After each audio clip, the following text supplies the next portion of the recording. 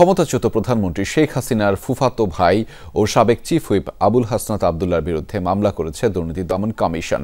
তার বিরুদ্ধে প্রায় ২০ কোটি টাকার অবৈধ সম্পদ অর্জনের তথ্য পেয়েছে প্রতিষ্ঠানটি। এছাড়া ৮০ কোটি ৫০ লাখ টাকার সন্দেহজনক লেনদেনের তথ্যও পাওয়া গেছে।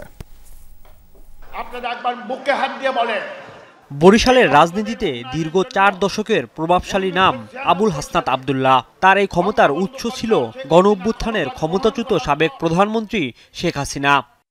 প্রধানমন্ত্রীর ফুফাতো ভাই হিসাবে প্রভাব খাটিয়ে বরিশাল অঞ্চলের রাজনীতি নিয়ন্ত্রণের পাশাপাশি হাসনাত জমি দখল, টেন্ডার ও কমিশন বাণিজ্য করেছেন।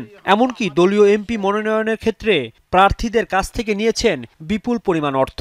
দুদকের সর্বশেষ অনুসন্ধানে তার ও পরিবারের বিরুদ্ধে পাওয়া গেছে এসব অভিযোগের প্রমাণ। হাসনাত আবদুল্লাহর বিরুদ্ধে ২০ কোটি টাকার অবৈধ সম্পদ অর্জনের পাশাপাশি পাওয়া গেছে ৮০ কোটি ৫০ লাখ টাকার সন্দেহজনক লেনদেনের তথ্য। সাবেক সংসদ সদস্য আবুল হাসনাত আবদুল্লাহ, তার বিরুদ্ধে জ্ঞাত আয়ের উৎসের সাথে অসঙ্গতিপূর্ণ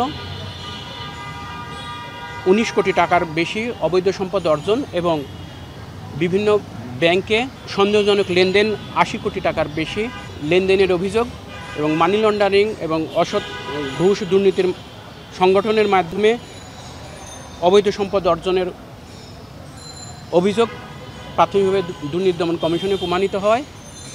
তার বিরুদ্ধে দুদক একটি মামলা দায়ের করেছে। এদিকে টেন্ডারবাজি, চাঁদাবাজি ও জমি দখলের মাধ্যমে সাভার উপজেলার সাবেক চেয়ারম্যান মঞ্জুরুল আলম রাজীবের বিরুদ্ধে ৪.৫ কোটি টাকার অবৈধ সম্পদ অর্জনের প্রমাণ পেয়েছে দুদক। এ অভিযোগে তার বিরুদ্ধে মামলা করেছে প্রতিষ্ঠানটি। সাভারের সাবেক উপজেলা চেয়ারম্যান মঞ্জুরুল আলম রাজীবের বিরুদ্ধে অবৈধ সম্পদ অর্জনের একটি মামলা দুর্নীতি দমন কমিশন অনুমোদন দিয়েছে এবং তার বিরুদ্ধে মামলা প্রক্রিয়াধীন রয়েছে। রাজীব আহমেদ, যমুনা নিউজ, ঢাকা।